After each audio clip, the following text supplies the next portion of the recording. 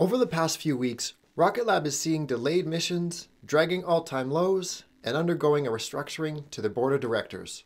In this video, let's get caught up with what's been going on with Rocket Lab. My name is Scott. Welcome to the channel. Let's talk Rocket Lab. Now, before we get the ball rolling, this video is going to be the first of two parts prior to Rocket Lab's Q1 earnings. This first video is going to lean more towards the updates that have materialized since our last check-in, primarily focusing on the Electron. The second video will be a little bit more numbers heavy as far as what to expect from the actual earnings itself, as well as any sort of news we might receive between this week and next.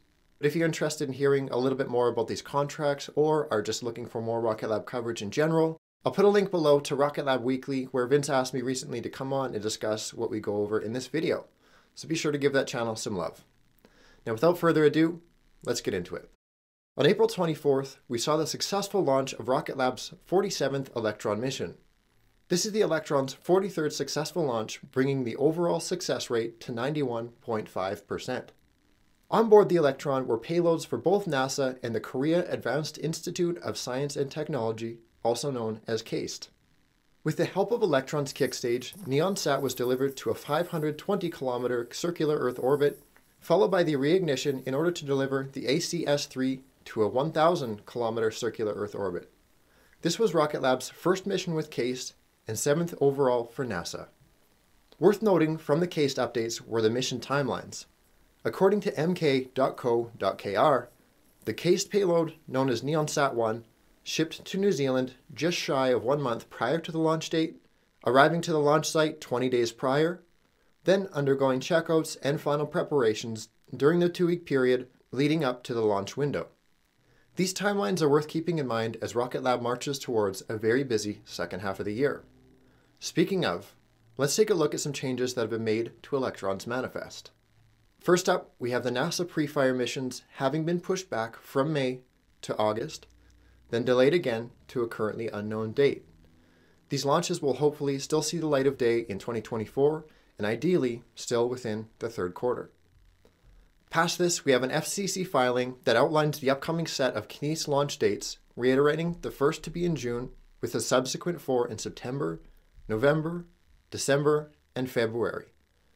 Next up, we have 2 new launch contracts, or maybe more. Check this out. Starting with Space Force's STP-30 mission, STP-30, or Space Test Program 30, is a $14.5 million task order by the United States Space Force to launch an Electron mission from Launch Complex 2, aka Wallops, Virginia.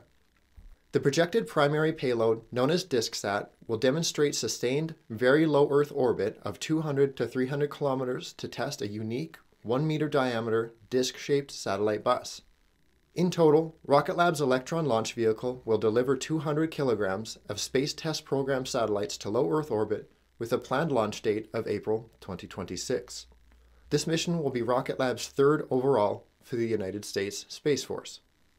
Next up, we have Victus Haze. This $32 million contract will see Rocket Lab design and manufacture a Pioneer spacecraft to conduct rendezvous proximity operations with a second spacecraft that will be built by True Anomaly, known as the Jackal Autonomous Orbital Vehicle. As part of this mission, the spacecraft will be launched for Space Systems Command with 24 hours notice. Now, let's get into the fun part, the speculation. On April 8th, the Los Angeles Business Journal posted an article featuring Rocket Lab's Senior Director of Global Launch Services, Brian Rogers.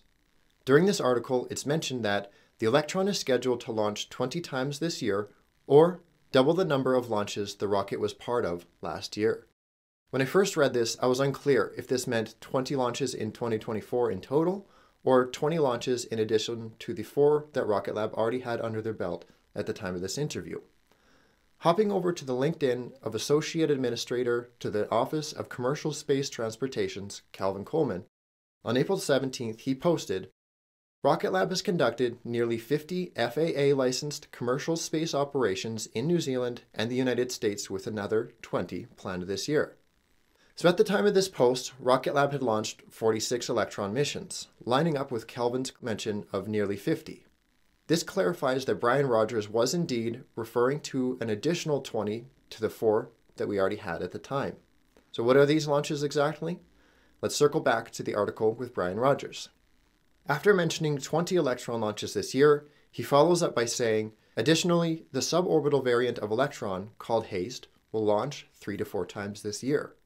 Cross-referencing this with the manifest for 2024, you'll notice that there are only 2 currently known HASTE missions.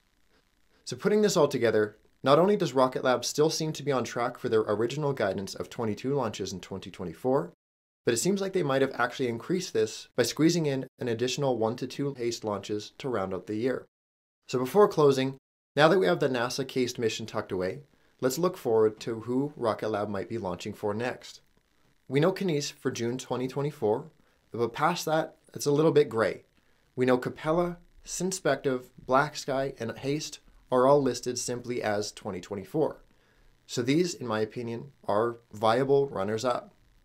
So there's plenty more to go over, but we're going to leave it here. If there's anything I missed, or if there's anything that you want me to cover leading into Rocket Lab's Q1 earnings, be sure to let me know in the comments below. Thank you for the hangout. I'll see you in the next one. Have an awesome day. Peace.